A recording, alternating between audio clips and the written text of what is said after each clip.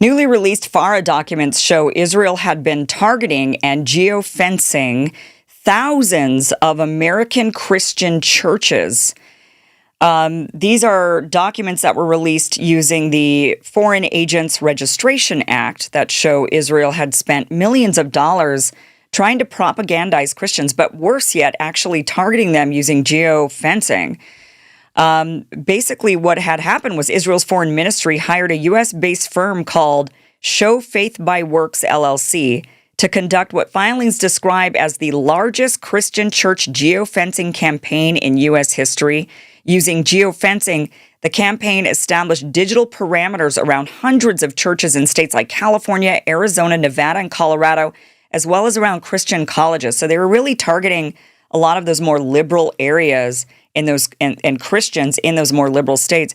During worship times, the phones of those inside of these boundaries were targeted with pro-Israel, anti-Palestinian digital ads, even after they left the church grounds. So they figured out you were a churchgoer by geofencing the church and then starting to target your phone and saying, all right, here's a churchgoer. And then they tracked you outside of church to continue targeting you with these ads that were very pro-Israel, anti-Palestinian. The FARA filings detail the scope of the campaign and provide estimates for the number of churches targeted. Get this. In California, of megachurches, they say about 219 megachurches were targeted in California, Nevada 14, Arizona 38, and Colorado 32. Those were the megachurches. So they're thinking a total of 303 megachurches just in California, Nevada, Arizona, and Colorado. However, non-mega churches that were targeted, now this number is astonishing. In California, over 25,000 non-mega churches were targeted in the state of California alone. Nevada, 858, Arizona, 3,500, Colorado, 3,800. And that's putting the number into the thousands of churches that they geofenced and targeted with this propaganda campaign. And again, that is only in California, Nevada, Arizona, and Colorado. This estimate does not include the potential expansions that the documents talk about to Utah, Wyoming, Texas, going after those more conservative regions. The targeted population for the campaign was nearly 3.9 million churchgoers in those 4 original states. They're looking at expanding into these other states. The campaign continues to target, it's still going on, continues to target and track attendees' devices after they leave, supplementing ads with a virtual reality mobile October 7th experience trailer, live events, outreach to both churchgoers and pastors. And the explicit goals, according to FARA filings and the campaign materials, are to combat low American evangelical Christian approval of the nation of Israel. So they're upset that evangelicals are starting to change their minds. And they've decided as a foreign government, now imagine if we'd caught China doing this. Everybody be freaking out. China is targeting our Christians and sending this, pro-China content to the Christians, telling them how they'll be more Christian if they support China. It's the Christian thing to do. There would be a widespread investigation in Congress, but we're not getting any of that, even though Israel has admitted to doing this, that they're trying to shift the narrative. They're saying that they're trying to associate in the targeting, they are associating Palestinian population with extremism and preempting new pro-Palestinian messaging as the global narrative shifts. Messaging also includes anti-Palestinian talking points and leverages biblical arguments to increase Christian support for Israel. The documented budget for this operation is as high as $4.1 million, with initial tranches of several hundred thousands of dollars paid out before the firm's official FARA registration. The campaign's stated ambition is to reach up to those 3.8 churchgoers with millions of targeted impressions only in those 4 states.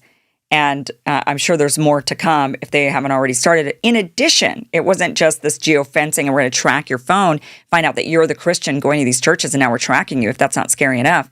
But in addition to direct digital marketing, the campaign's FARA filings indicate contracts for social media influencers, talk show hosts, even a former Trump campaign manager, Brad Parscale, who's been paid to help train ChatGPT and other AI with pro-Israel narratives. You can't even trust AI. I mean, that part right there is so scary. They're going to train ChatGPT. They know young people are using ChatGPT. And so they know that young people are the ones that are turning against Israel. So not only are they targeting the evangelicals because they really need that Christian evangelical support in the United States, because there's just not enough Jews here in the United States to support to the level that we've been giving Israel support. You need the evangelicals, but the evangelicals are shifting and they're saying, wait a minute, I don't know. Is this really Christian to, bomb babies and stuff? Would Jesus come back to earth and say, go ahead and wipe out those murderous, treacherous, terrorist children? Get that baby. It's 1 year old. Get that baby. I don't think Jesus would be doing that. And I think a lot of evangelicals are waking up to that, realizing that, that actually sounds absurd. So they're targeting the Christians because they need their support. It's existential for the United States to continue supporting them. And they're also going after the young people by going and training ChatGPT. Do you remember when when Grok got a lobotomy?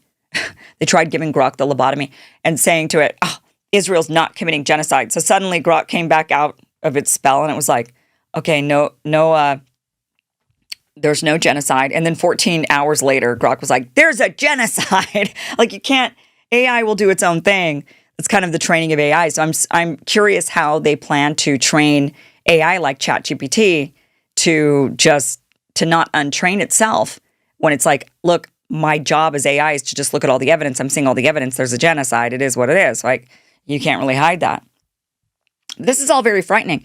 And this, once again, this just goes to show that a foreign country is being allowed to indoctrinate our population. A foreign country, and the reason for them to indoctrinate our foreign country, this isn't just, because we want people to know the truth. That's not why this is. This isn't just some feel-good campaign of, we just want Americans to be informed and educated and know the truth. No, they want our money. That's why they're doing this. They want our money. It comes down to money. It comes down to weapons. They're trying to steal U.S. tax dollars by brainwashing Americans into giving them the money. That's what this is. This isn't just a harmless brainwashing campaign. This is meant to take American tax dollars. And our government stands and allows this to happen. They have to file under FARA because it's the actual Israeli government. It's not AIPAC doing it. But AIPAC's also doing these types of things. You know that ADL is doing these types of things with all of their money, and they don't have to register under FARA. This is just the ones we can find out about because the government of Israel is paying for it. But when it's not the government of Israel and it's all of their multi-billion-dollar supporters, the Zionist supporters, we don't actually get to know about it.